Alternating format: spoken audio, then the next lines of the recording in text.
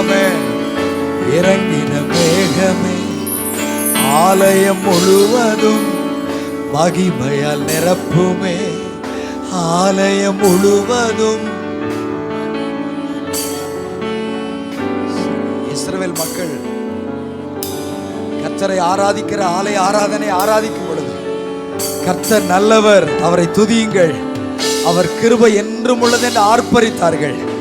அவங்க ஆர்ப்பரித்த போது அந்த சத்தம், அந்த இடம் மகிமையால நிறைந்தது, மேகத்தால நிறைந்தது. பெந்தேகோஸ்தே நாட்களில் மேலறையிலே கூடி ஆர்ப்பரித்தார்கள். அவர்கள் இருந்த இடம் அசைந்தது, அந்த இடம் காற்றினால் நிறைந்தது. அக்கினிமயமான அபிஷேகம் அவர்கள் மேல் வெளிப்பட்டது. மேகமே, மகிமையின் மேகம் இந்த நாளிலே இறங்கி